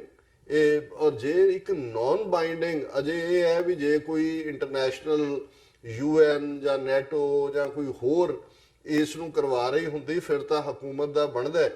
ਨਾਨ ਬਾਈਂਡਿੰਗ ਦਾ ਮਤਲਬ ਹੈ ਕਿ ਵੀ ਜਿਸ ਦੇ ਉੱਤੇ ਜਿਹੜਾ ਇੱਕ ਰਾਹ ਤਾਂ ਸੈੱਟ ਕਰ ਦਿੰਦਾ ਵੀ ਕੌਮ ਕਿੱਧਰ ਨੂੰ ਜਾ ਰਹੀ ਹੈ, ਲੇਕਿਨ ਉਹਦਾ ਮਤਲਬ ਇਹ ਨਹੀਂ ਹੈ ਵੀ ਖਾਲਿਸਤਾਨ ਲਿਬਰੇਟ ਹੋ ਜਾਏਗਾ ਜੀ। ਲੇਕਿਨ ਜੇ ਇਸ ਗੱਲ ਤੋਂ ਹੀ ਇੰਨੇ ਜ਼ਿਆਦਾ ਇਹ ਖੌਫਜ਼ਦਾ ਨੇ ਤੇ ਜ਼ਾਹਰ ਹੈ ਕਿ ਉਹ ਇਸ ਗੱਲ ਨੂੰ ਬਹੁਤ ਚੰਗੀ ਤਰ੍ਹਾਂ ਸਮਝਦੇ ਨੇ ਕਿ 30 ਮਿਲੀਅਨ ਸਿੱਖ ਕੌਮ ਖਾਲਿਸਤਾਨ ਦੇ ਰਸਤੇ ਦੇ ਉੱਤੇ ਮਜ਼ਬੂਤੀ ਦੇ ਨਾਲ ਪੇਸ਼ਕਦਮੀ ਕਰ ਰਹੀ। ਔਰ ਇਹੀ ਵਰਤਾਰਾ ਅਸੀਂ ਓਵਰਆਲ ਜੇ ਇਹਨਾਂ ਦੇ ਮੀਡੀਆ ਦਾ ਦੇਖੀਏ, ਇਲੈਕਟ੍ਰੋਨਿਕ, ਪ੍ਰਿੰਟ, ਔਰ ਇਹਦੇ 'ਚ ਤਾਂ ਕੋਈ ਸ਼ੱਕ ਨਹੀਂ ਹੈ ਕਿ ਹੁਣ ਉਹਨਾਂ ਨੇ ਇਸ ਸੈਕੰਡ ਟਰਮ ਜਦੋਂ ਦੀ ਮੋਦੀ ਦੀ ਸ਼ੁਰੂ ਹੋਈ ਹੈ, ਉੱਪਰੋਂ ਥੱਲੇ ਅੱਜ ਹੀ ਮੈਂ ਦੇਖ ਰਿਹਾ ਸੀ ਕਿ ਮਿਸਟਰ ਗਰੋਵਰ ਔਰ ਉਹਦੀ ਵਾਈਫ ਇੰਦਰਾ ਜੈ ਸਿੰਘ ਇਹ NGO ਵੀ ਰਨ ਕਰਦੇ ਨੇ, ਔਰ ਇੰਦਰਾ ਜੈ ਸਿੰਘ ਦਾ ਰੋਲ ਕਾਫੀ ਜਿਹੜਾ ਉਹ ਹਿਊਮਨ ਰਾਈਟਸ ਇਸ਼ੂਜ਼ ਦੇ ਉੱਤੇ ਸਰਕਾਰ ਦੇ ਕ੍ਰਿਟਿਸਿਜ਼ਮ ਦਾ ਰਿਹਾ। ਕੀ ਕੇਸ ਲਏ ਨੇ ਉਹਨਾਂ ਨੇ, ਔਰ CBI ਨੇ ਉਹਨਾਂ ਦੇ ਘਰਾਂ ਦੇ ਉੱਤੇ ਰੇਡ ਕੀਤੇ ਨੇ, ਔਰ ਇਸੇ ਤਰ੍ਹਾਂ ਉਹਨਾਂ ਨੂੰ ਸਾਇਲੈਂਸ ਕਰਨ ਦੀ ਲਾਈਨ ਹੈ। ਪੱਤਰਕਾਰਾਂ ਦੇ ਹਵਾਲੇ ਨਾਲ ਅਸੀਂ ਜਰਨਲਿਸਟਾਂ ਦੇ ਦੇਖ ਰਹੇ ਹਾਂ ਵੀ ਉਹਨਾਂ ਦਾ ਕੀ ਹਸ਼ਰ ਹੋ ਰਿਹਾ। UP ਦੇ ਵਿੱਚ ਹੀ ਕਿੰਨੇ ਉਹਨਾਂ ਦੇ ਉੱਤੇ ਅਟੈਕ ਹੁਣ ਇਸ ਪੀਰੀਅਡ 'ਚ ਹੋਏ ਨੇ, ਔਰ ਗੁੰਡਾ ਜਿਹੜਾ ਆਦਿੱਤਿਆਨਾਥ ਯੋਗੀ ਹੈ ਉਹ ਸਿੱਧਾ ਚੈਲੰਜ ਕਰ ਰਿਹਾ। ਸੋ ਇਸ ਸਾਰੇ ਮਾਹੌਲ 'ਚ ਸਿੱਖਸ ਫਾਰ ਜਸਟਿਸ ਨੂੰ ਟਾਰਗੇਟ ਕਰਨ ਦਾ ਮਤਲਬ ਹੈ ਸਿੱਧਾ ਸਿੱਖਾਂ ਨੂੰ ਟਾਰਗੇਟ ਕਰਨਾ। ਕੱਲੀ ਆਜ਼ਾਦੀ ਲਹਿਰ ਦੀ ਗੱਲ ਨਹੀਂ ਹੈ। ਜੇ ਤੁਸੀਂ ਉਹ ਜਿਹੜੀ ਇਹਨਾਂ ਦੀ ਇੱਕ 3rd ਰੇਟ ਬਾਲੀਵੁੱਡ ਫਿਲਮਾਂ ਦੀ BC ਗ੍ਰੇਡ ਦੀ ਜਿਹੜੀ ਇੱਕ ਐਕਟਰੈਸ ਟਰਨਡ ਐਂਕਰ ਟਰਨਡ ਕੋਈ ਹੋਰ ਹੁਣ RSS ਦੀ ਸਪੋਕਸਪਰਸਨ ਕੀ ਉਹਦਾ ਨਾਮ ਹੈ, ਪਾਇਲ ਰੋਹਤਗੀ, ਹਾਂ ਰੋਹਤਗੀ, ਉਹਦਾ ਤੁਸੀਂ ਦੇਖੋ ਤਾਂ ਉਹਨਾਂ ਨੇ ਈਵਨ ਜਿਹੜਾ ਕਾਨਸੈਪਟ ਮੇਨ ਸਟ੍ਰੀਮ ਸਿੱਖੀ ਦਾ ਹੈ, ਜਿਸ ਦੀਆਂ ਹੁਣ ਤੱਕ ਤਾਂ ਇਹ ਸੀ ਸਾਡਾ ਕਹਿਣਾ ਕਿ ਸ਼੍ਰੋਮਣੀ ਕਮੇਟੀ ਜਾਂ ਅਕਾਲ ਤਖਤ ਜਾਂ ਇਸ ਤੇ ਕਿਵੇਂ ਕੰਟਰੋਲ ਕੀਤਾ ਉਹਨਾਂ ਨੇ। ਪਰ ਹੁਣ ਉਹ ਈਵਨ ਜਿਹੜਾ ਮੁੱਖ ਪੰਜ ਕਕਾਰੀ ਖਾਲਸਾ ਹੈ ਉਹਦੀ ਹੋਂਦ, ਅੰਗਰੇਜ਼ਾਂ ਦੇ ਪੀਰੀਅਡ 'ਚ ਸਿੱਖਾਂ ਦੀ ਸੈਪਰੇਟ ਇਲੈਕਟੋਰੇਟ ਦੀ ਰੈਕਗਨੀਸ਼ਨ, 1909 ਦੇ ਵਿੱਚ ਆਨੰਦ ਮੈਰਿਜ ਐਕਟ ਦਾ ਬਣਨਾ, ਮਹੰਤਾਂ ਤੋਂ ਗੁਰਦੁਆਰੇ ਲੈਣੇ, ਉਹ ਤਾਂ ਪੂਰੇ ਮਹੰਤਾਂ ਨੂੰ ਹਿੰਦੂਤਵਾਦ ਦੇ ਰਿਪਰੈਜ਼ੈਂਟੇਟਿਵ ਦੱਸ ਰਹੀ ਹੈ ਔਰ ਉਹਨੂੰ ਸਭ ਅੰਗਰੇਜ਼ਾਂ ਦੀ ਸਾਜ਼ਿਸ਼ ਦੱਸ ਰਹੀ ਹੈ ਕਿ ਜੀ ਆਰਥਰ ਮਕਾਲਫ ਨੇ ਜਿਹੜਾ ਉਹ ਇਹ ਸਾਰੀ ਸ਼ਰਾਰਤ ਕੀਤੀ, ਉਹਨਾਂ ਹੀ ਸਿੱਖਾਂ ਨੂੰ ਸੈਪਰੇਟ ਬਣਾਇਆ, ਖਾਲਸਾ ਸਿੱਖਾਂ ਦੀ ਗੱਲ ਕੀਤੀ। ਈਵਨ ਉਹ ਇਹ ਕਹਿ ਰਹੀ ਹੈ ਜੀ ਜਿਹੜੀ ਸਿੱਖਾਂ ਦੀ ਪੋਪੂਲੇਸ਼ਨ ਇਨਕਰੀਜ਼ ਵੀ ਹੋਇਆ ਸੈਂਸਸ 1891 ਤੋਂ 1991 ਤੱਕ, ਫਿਰ ਔਰ ਇਹ ਉਹੀ ਸੀ ਕਿ ਜੀ ਉਹਨਾਂ ਨੇ ਇਹ ਕਰਤਾ ਕਿ ਜੀ ਜੇ ਕੋਈ ਪੱਗ ਬੰਨ ਕੇ ਸਿੱਖ ਬਣ ਕੇ ਉਹਦੇ ਲਈ ਨੌਕਰੀ ਹੈ, ਦੂਜੇ ਲਈ ਨਹੀਂ ਹੈ। ਸੋ ਖਾਲਸਾ ਸਿੱਖਾਂ ਨੂੰ ਬਣਾਇਆ ਉਹਨਾਂ ਨੇ, ਅਦਰਵਾਈਜ਼ ਸਾਰੀ ਜਿਹੜੀ ਕੁਰਬਾਨੀ ਹੈ ਜਾਂ ਦੂਜਾ ਤੀਜਾ ਹੈ ਉਹ ਤਾਂ ਹਿੰਦੂਆਂ ਦੀ ਹੈ ਔਰ ਇਹ ਹਿੰਦੂਆਂ ਦਾ ਇੱਕ ਜਿਹੜਾ ਹੈ ਉਹ ਪਾਰਟ ਹੈ ਜਾਂ ਉਹਨਾਂ ਦਾ ਇੱਕ ਬ੍ਰਾਂਚ ਹੈ ਜੀ। ਸੋ ਇਹ ਜਿਹੜੇ ਫੁੱਲ ਫਲੈਜਡ ਅਟੈਕ ਨੇ, ਮੈਂ ਜਿਵੇਂ ਪਹਿਲਾਂ ਕਿਹਾ ਵੀ ਹੁਣ ਉਹ ਇੰਤਜ਼ਾਰ ਨਹੀਂ ਕਰਨਗੇ, ਪਹਿਲੀ ਟਰਮ ਵੇਲੇ ਉਹਨਾਂ ਨੇ ਆਲਰੇਡੀ ਉਹ ਏਜੰਡਾ ਸੈੱਟ ਕਰ ਦਿੱਤਾ ਹੈ। ਹੁਣ ਉਹਨਾਂ ਨੇ ਸਿੱਧੇ ਇਹੀ ਹਾਲ ਕਸ਼ਮੀਰ 'ਚ ਹੈ। ਕਸ਼ਮੀਰ 'ਚ ਜਿਸ ਤੇਜ਼ੀ ਦੇ ਨਾਲ ਫੌਜ ਉੱਥੇ ਜ਼ੁਲਮ ਕਰ ਰਹੀ ਹੈ ਔਰ ਉਹਨਾਂ ਦੀ ਇੱਕ ਬੀਬੀਆਂ ਦੀ ਸੰਸਥਾ ਹੈ ਜਿਹਦੇ 'ਚ ਮਾਵਾਂ ਦੇ ਨਾਲ ਸੰਬੰਧਿਤ ਜਿਨ੍ਹਾਂ ਦੇ ਬੱਚੇ ਮਾਰੇ ਗਏ ਔਰ ਉਹਨਾਂ ਡਿਸਅਪੀਅਰ ਹੋਏ, ਉਹਨਾਂ ਦੀ ਇੱਕ ਬੀਬੀ ਇੰਚਾਰਜ ਸ਼ਾਇਦ ਆਰਿਫਾ ਉਹਦਾ ਨਾਂ ਹੈ, ਜਾਂ ਉਹਦਾ ਕੱਲ ਜਿਹੜਾ ਉਹਨਾਂ ਨੇ ਉਹਦਾ ਘਰ ਜ਼ਬਤ, ਕੁਰਕੀ ਔਰ ਦੂਜੇ ਤੀਜੇ ਚੱਲ ਕਰ ਰਹੇ ਨੇ। ਔਰ ਇਸੇ ਤਰ੍ਹਾਂ ਜਿਹੜੇ ਕਸ਼ਮੀਰੀ ਲੀਡਰ ਜਿਹੜੇ ਪੀਸਫੁਲੀ ਆਪਣੀ ਸਟਰਗਲ ਦੀ ਗੱਲ ਨੂੰ ਅੱਗੇ ਤੋਰ ਰਹੇ ਨੇ, ਉਹਨਾਂ ਨੇ ਮਨੀ ਲਾਂਡਰਿੰਗ ਤੇ ਦੂਜੇ ਤੀਜੇ ਦੇ ਥੱਲੇ, ਔਰ ਹੁਣ ਉਹਨਾਂ ਨੂੰ ਕੋਈ ਪਰਵਾਹ ਨਹੀਂ ਹੈ। ਉਹਨਾਂ ਨੂੰ ਇਹ ਲੱਗਦਾ ਹੈ ਕਿ ਵੀ ਅਸੀਂ ਬਿਲਕੁਲ, ਔਰ ਜਿਸ ਅੰਦਾਜ਼ 'ਚ ਉਹਨਾਂ ਦੀ ਐਕਸਟਰਨਲ ਅਫੇਅਰਸ ਮਿਨਿਸਟਰੀ ਨੇ ਜਿਹੜੀ ਅਪਡੇਟਡ ਰਿਪੋਰਟ ਕਸ਼ਮੀਰ ਦੇ ਉੱਤੇ ਯੂਨਾਈਟਿਡ ਨੇਸ਼ਨਸ ਨੇ ਦਿੱਤੀ, ਜਿਵੇਂ ਇਹਨਾਂ ਨੂੰ ਉਹਨੂੰ ਟਰੈਸ਼ ਕੀਤਾ, ਰਵੀਸ਼ ਕੁਮਾਰ ਨੇ ਕਿਹਾ ਇਹ ਤਾਂ ਸਾਡੀ ਸੋਵਰਨਿਟੀ ਨੂੰ ਵਾਇਓਲੇਟ ਕਰਦਾ ਹੈ, ਇਹ ਬਿਲਕੁਲ ਗਲਤ ਹੈ। ਅਸੀਂ ਨਾ 2018 ਦੀ ਰਿਪੋਰਟ ਮੰਨਦੇ ਹਾਂ ਜਿਹੜੀ 49 ਪੇਜ ਰਿਪੋਰਟ ਸੀ ਕਸ਼ਮੀਰ ਤੇ, ਨਾ ਹੀ ਇਸ ਅਪਡੇਟ ਨੂੰ ਮੰਨਦੇ। ਸੋ ਮੈਨੂੰ ਇਹ ਲੱਗਦਾ ਹੈ ਵੀ ਹੁਣ ਇਹ ਜਿਹੜਾ ਮੋਦੀ ਸਰਕਾਰ ਹੈ ਬਿਨਾਂ ਕਿਸੇ ਇੰਟਰਨੈਸ਼ਨਲ ਪ੍ਰੈਸ਼ਰ ਜਾਂ ਈਵਨ ਕੰਡੈਮਨੇਸ਼ਨ ਦੀ ਪਰਵਾਹ ਕੀਤੇ ਬਿਨਾਂ ਘੱਟ ਗਿਣਤੀਆਂ ਦੇ ਨਾਲ ਸਿੱਧੇ ਉਹਨਾਂ ਨੂੰ ਆਪਣੇ ਜਿਹੜਾ ਗਲਬੇ ਦੇ ਥੱਲੇ ਲਿਆਉਣ ਦੇ ਲਈ ਉਹਨਾਂ ਨੇ ਨੀਤੀਆਂ ਲਾਗੂ ਕਰਨੀਆਂ ਸ਼ੁਰੂ ਕੀਤੀਆਂ ਨੇ। ਔਰ ਇਸ ਵਾਰ ਸਿੱਖ ਵੀ ਉਸ ਟਾਰਗੇਟ ਦੇ ਵਿੱਚ ਨੇ। ਔਰ ਹਾਲਾਂਕਿ ਮੈਂ ਇਸ ਸਾਰੀ ਡਿਸਕਸ਼ਨ 'ਚ ਦਿੱਲੀ 'ਚ ਪਿਓ ਪੁੱਤਰ ਦੇ ਨਾਲ ਕੀ ਵਾਪਰਿਆ, ਯੂਪੀ 'ਚ ਕੀ ਵਾਪਰ ਰਿਹਾ, ਰੋਜ਼ਾਨਾ ਕੋਈ ਨਾ ਕੋਈ ਘਟਨਾ ਕਿਵੇਂ ਹੈ, ਈਵਨ ਪੰਜਾਬ ਦੇ ਇੱਕ ਪ੍ਰੋਮੀਨੈਂਟ ਸ਼ਹਿਰ ਦੇ ਵਿੱਚ ਕਿਵੇਂ ਇੱਕ ਸਿੱਖ ਬਿਜਲੀ ਵਾਲਾ ਜਿਹੜਾ ਬਿੱਲ ਲੈਣ ਗਿਆ, ਉਹਨੂੰ ਹਿੰਦੂ ਟੱਬਰ ਨੇ ਅੰਦਰ ਸੱਦ ਕੇ ਕਿਵੇਂ ਉਹਦੀ ਬੇਅਦਬੀ ਕੀਤੀ, ਉਹਨੂੰ ਕੁੱਟਿਆ ਮਾਰਿਆ, ਅਲਟੀਮੇਟਲੀ ਉਹਦੀ ਹਸਪੀਟਲ 'ਚ ਡੈਥ ਹੋਈ, ਅੰਮ੍ਰਿਤਧਾਰੀ ਸਿੱਖ। ਸੋ ਇਹ ਜਿਹੜੀਆਂ ਸਾਰੀਆਂ ਘਟਨਾਵਾਂ ਔਰ ਉੱਪਰ ਨੀਤੀ, ਔਰ ਅਲਟੀਮੇਟਲੀ ਜੇ ਤੁਸੀਂ ਅੱਜ ਉਹਨਾਂ ਦੇ ਜਿਹੜੇ ਇਲੈਕਟ੍ਰੋਨਿਕ ਮੀਡੀਆ 'ਚ ਬੈਠੀਆਂ ਪੈਨਲ ਡਿਸਕਸ਼ਨ ਜਾਂ ਦੂਜੇ ਨੇ, ਉਹਨਾਂ ਨੂੰ ਤਾਂ ਲੱਗਦਾ ਵੀ ਇਹ ਕਰਤਾਰਪੁਰ ਕੋਰੀਡੋਰ ਜਾਂ ਗੁਰਦੁਆਰੇ ਇੰਪੋਰਟੈਂਟ ਨੇ ਕਿ ਦੇਸ਼ ਇੰਪੋਰਟੈਂਟ ਹੈ। ਔਰ ਇਹ ਜਿਹੜੇ ਸਿੱਖ ਇਦਾਂ ਦੀ ਗੱਲ ਵੀ ਕਰਦੇ ਨੇ ਕਿਸੇ ਲੈਵਲ ਤੇ ਵੀ, ਇਹ ਸਾਰੇ ISI ਦੇ ਏਜੰਟ ਨੇ। ਸੋ ਜਦੋਂ ਗੱਲ ਇਸ ਹੱਦ ਤੱਕ ਚਲੀ ਜਾਏ ਤੇ ਫਿਰ ਜ਼ਾਹਰ ਹੈ ਕਿ ਇਹ ਹੁਣ ਸਿੱਖ ਕੌਮ ਨੇ ਦੇਖਣਾ ਹੈ ਕਿ ਉਹਨਾਂ ਨੇ ਇਸ ਸਾਰੇ ਚੈਲੰਜ ਦਾ ਕਿਵੇਂ ਜਵਾਬ ਦੇਣਾ ਹੈ। ਪਰ ਮੈਂ ਕਨਕਲੂਡ ਕਰਾਂ ਕਿ ਅਸੀਂ ਖਾਲਿਸਤਾਨ ਦੀ ਗੱਲ ਜਦੋਂ ਕਰਦੇ ਹਾਂ, ਰਾਈਟ ਆਫ ਸੈਲਫ ਡਿਟਰਮੀਨੇਸ਼ਨ ਦੀ ਗੱਲ, ਰੈਫਰੈਂਡਮ 2020 ਦੀ ਗੱਲ, ਇਹ well within the ambit of UN charter ਹੈ, ਇਹ well within the ambit of international law ਹੈ। ਔਰ ਸਾਨੂੰ ਜੇ ਇਹ ਗੱਲ ਕਹਿਣ ਕਰਕੇ ਦਹਿਸ਼ਤਗਰਦ ਬਣਾਇਆ ਜਾਂਦਾ ਹੈ ਤੇ ਫਿਰ ਮੈਂ ਇਹ ਸਮਝਦਾ ਹਾਂ ਕਿ ਇਹ ਗੱਲ ਸਮਝ ਲੈਣੀ ਚਾਹੀਦੀ ਹੈ ਭਾਰਤ ਦੇ ਹਾਕਮਾਂ ਨੂੰ ਵੀ ਔਰ ਜਿਹੜੇ ਦੂਸਰੀ ਇੰਟਰਨੈਸ਼ਨਲ ਕਮਿਊਨਿਟੀ 'ਚ ਬੈਠੇ ਲੋਕ ਨੇ ਕਿ ਸਾਡੇ ਗਾਤਰੇ ਕਿਰਪਾਨ ਹੈ ਗੁਰੂ ਨੇ ਦਿੱਤੀ ਹੋਈ, ਪਰ ਇਹਦੇ ਬਾਵਜੂਦ ਅਸੀਂ ਪੀਸਫੁਲੀ ਉੱਥੇ ਆਪਣੇ ਹੱਕ ਨੂੰ ਜਿਹੜਾ ਉਸ ਨੂੰ ਲਾਗੂ ਕਰਨਾ ਚਾਹੁੰਦੇ ਹਾਂ। ਤੇ ਜੇ ਅਲਟੀਮੇਟਲੀ ਪੁਸ਼ ਟੂ ਦਾ ਵਾਲ ਵਾਲੀ ਨੀਤੀ ਹੋਏਗੀ ਤੇ ਫਿਰ ਸਿੱਖਾਂ ਨੂੰ ਇਹ ਦੱਸਣ ਦੀ ਲੋੜ ਨਹੀਂ ਹੈ ਕਿ ਆਪਣੇ ਹੱਕ ਕਿਵੇਂ ਲੈ ਜਾਂਦੇ ਨੇ। ਸਾਡਾ ਤਾਂ ਫਿਰ ਇਤਿਹਾਸ ਹੀ ਉਹ ਘੱਲੂਘਾਰਿਆਂ ਦਾ ਇਤਿਹਾਸ ਹੈ, ਬੀਤੇ 'ਚ ਵੀ ਅੱਜ 'ਚ ਵੀ। ਔਰ ਇਹ ਗੱਲ ਬੜੀ ਸਪਸ਼ਟ ਹੈ, ਜਿਵੇਂ 20ਵੀਂ ਸਦੀ ਦੇ ਮਹਾਨ ਸਿੱਖ ਸੰਤ ਜਰਨੈਲ ਸਿੰਘ ਖਾਲਸਾ ਪਿੰਡਾਂ ਵਾਲੇ ਕਿਹਾ ਕਰਦੇ ਸਨ ਕਿ ਜੇ ਅਣਖ ਨਾਲ ਜਿਉਣਾ ਤੇ ਲੜਨਾ ਪਵੇਗਾ। ਸੋ ਅਸੀਂ ਅਣਖ ਨਾਲ ਜਿਉਣ 'ਚ ਯਕੀਨ ਰੱਖਦੇ ਹਾਂ, ਗੈਰਤਮੰਦ ਕੌਮ ਹੈ, ਸੈਲਫ ਰਿਸਪੈਕਟ ਡਿਗਨਿਟੀ ਦੇ ਵਿੱਚ ਯਕੀਨ ਰੱਖਦੇ ਆ। ਔਰ ਇਹ ਹਿੰਦੂਤਵ ਵੀ ਇਸ ਗੱਲ ਨੂੰ ਭੁੱਲ ਜਾਣ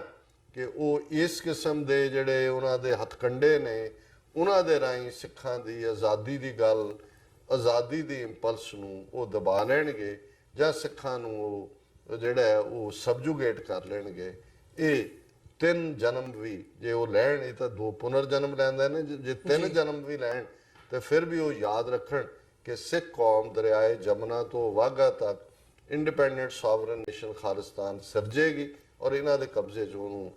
ਲਿਬਰੇਟ ਕਰਵਾਏਗੀ। ਜੀ ਡਾਕਟਰ ਸਾਹਿਬ, ਜਿਵੇਂ ਤੁਸੀਂ ਗੱਲ ਕੀਤੀ ਹੈ ਕਿ ਜਿਹੜੀਆਂ ਸਰਕਾਰ ਦੀਆਂ ਨੀਤੀਆਂ ਨੇ ਉਹ ਵੀ ਇਸ ਬੈਨ ਦੀ ਗੱਲ ਤੋਂ ਜਾਂ ਅਦਰਵਾਈਜ਼ ਜ਼ਾਹਰ ਹੁੰਦੀਆਂ ਨੇ, ਸਿੱਖਾਂ ਨੂੰ ਵੀ ਇਸ ਵਕਤ ਟਾਰਗੇਟ ਕਰਨ ਦੀ ਲਾਈਨ ਹੈ, ਤੇ ਉਹੀ ਜਿਹੜੀ ਨੀਤੀ ਹੈ ਉਹ ਗਰਾਊਂਡ ਲੈਵਲ ਤੇ ਪਬਲਿਕ ਲਾਈਫ ਦੇ ਵਿੱਚ ਵਿਚਰਦਿਆਂ ਸਿੱਖਾਂ ਦੇ ਖਿਲਾਫ, ਉਹ ਦਿੱਲੀ ਦੀ ਘਟਨਾ ਹੋਵੇ ਜਾਂ ਪੰਜਾਬ ਦਾ ਤੁਸੀਂ ਜ਼ਿਕਰ ਕੀਤਾ, ਉਹ ਪੰਜਾਬ ਦੇ ਵਿੱਚ ਵੀ ਦੇਖਣ ਨੂੰ ਮਿਲ ਰਹੀ ਹੈ। ਪਰ ਜੇ ਖਾਸ ਤੌਰ ਤੇ ਜਿਹੜਾ ਇਹ ਸਿੱਖਸ ਫॉर ਜਸਟਿਸ ਤੇ ਬੈਨ ਲਾਇਆ ਗਿਆ ਹੈ, ਇਸ ਦੀ ਗੱਲ ਕਰਨੀ ਹੋਵੇ ਤਾਂ ਵਾਟਸ ਨੈਕਸਟ ਜੇ ਦੇਖਣਾ ਹੋਵੇ, ਮਤਲਬ ਜਦੋਂ ਅਸੀਂ 1984 ਤੋਂ ਬਾਅਦ ਵੀ ਦੇਖਦੇ ਹਾਂ ਤਾਂ ਜਿਹੜਾ 에ਅਰ ਇੰਡੀਆ ਬੰਬਿੰਗ ਦਾ ਸਾਰਾ ਪਾਰਟ ਸੀ, ਉਹਨੇ